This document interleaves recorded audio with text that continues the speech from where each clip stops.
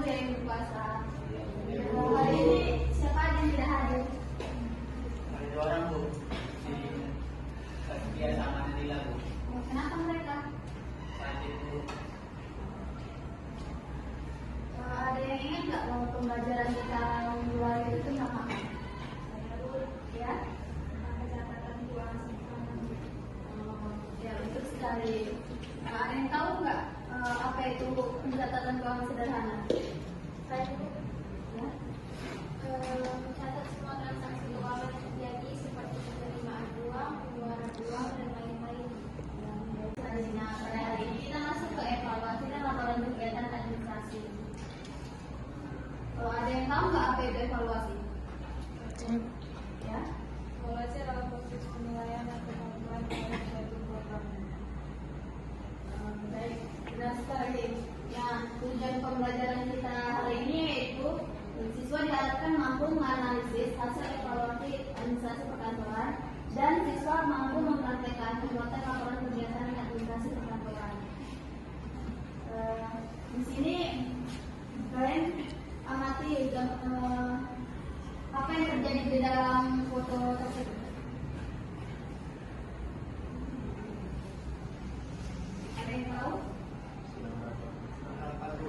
Nah, yang terjadi sebenarnya adalah mereka itu jadwal rapatnya itu bentrok, maksudnya jadwalnya itu sama dengan kliennya yang lain. Terus, ada yang tahu nggak gimana caranya untuk mencegah biar tidak terjadi seperti itu? Benar itu? Ini kan jadwalnya bentrok ini. Tahu nggak caranya gimana? Biar bentrok seperti itu. Saya dibuat dulu urutan jadwal dari catatan sederhana. Ya, betul sekali. Jadi itu nanti bakal terjawab di akhir ya. Semuanya bakal terjawab nanti di akhir. Jadi evaluasi dan laporan kegiatan administrasi kantor akan membantu meningkatkan kualitas kegiatan administrasi dan mengurangi biaya dan meningkatkan kepuasan pelanggan.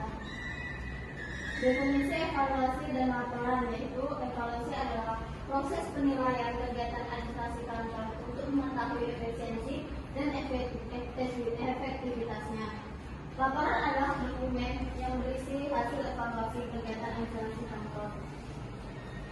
Nah, untuk atau menegakkan tujuan dan evaluasi laporan, tujuan evaluasi laporan kegiatan administrasi kantor adalah untuk meningkatkan efisiensi dan efektivitas kegiatan administrasi serta meningkatkan kualitas kegiatan administrasi. Sampai sini ada yang ingin ditanyakan?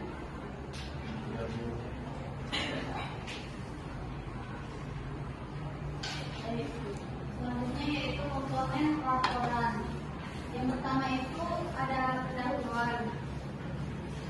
Pendahuluan itu adalah bagian yang dimana ada latar belakang, tujuan. Tujuan itu menjelaskan apa yang kita lakukan. Tujuan itu harus jelas dan spesifik dan akan dibentuk. Untuk metode itu, metode yang digunakan untuk mengumpulkan data bisa menggunakan kualitatif atau kuantitatif dan harus sistematis. Yang kedua itu yang keempat itu hasil. Hasil itu berisi informasi melalui metode yang digunakan harus akurat dan dapat diinterpretasikan. Terakhir kesimpulan. Kesimpulan itu isi data keseluruhan dan pendahuluan tujuan metode dan hasil. Langkah-langkah evaluasi yang pertama itu menentukan tujuan dan sasaran evaluasi. Yang pertama itu direncanakan kita harus tahu tujuan kemana kita akan melakukan evaluasi. Kedua itu pelaksanaan, mengumpulkan data dan informasi. Tadi bisa menggunakan metode kualitatif dan kuantitatif. Bisa dengan wawancara ataupun kuesioner. Yang ketiga itu pengumpulan data, menggunakan metode pengumpulan data yang sesuai. Analisis data yaitu menganalisis untuk menarik kesimpulan. Lapor menyajikan hasil evaluasi dalam bentuk laporan. Nah, hasil yang sudah dianalisis tadi disatukan menjadi sebuah laporan. Langkah-langkah pembuatan laporan. Nah, dalam bentuknya ini kita melakukan perencanaan, yaitu menentukan tujuan,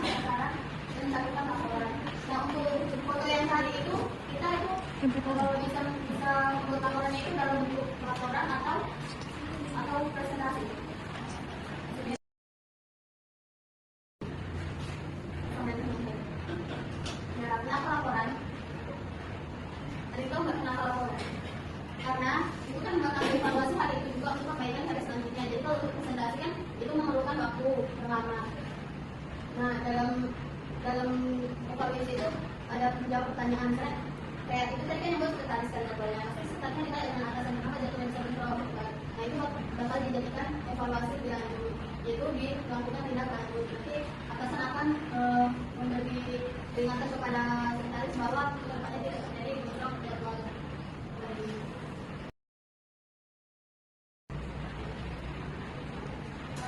Di sini ada studi kasus di mana ada permasalahan dalam sebuah kantor. Dan di sini kalian analisis tujuan evaluasi, metode evaluasi, hasil evaluasi, dan rekomendasinya itu apa untuk perbaikan di selanjutnya.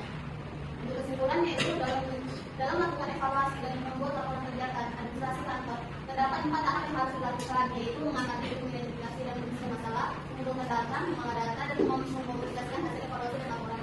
Dengan mengikuti tahap tersebut, kita dapat melakukan evaluasi yang efektif dan membuat laporan yang akurat dan bermanfaat. Baik, sekian pembelajaran hari ini. Terima kasih atas partisipasinya.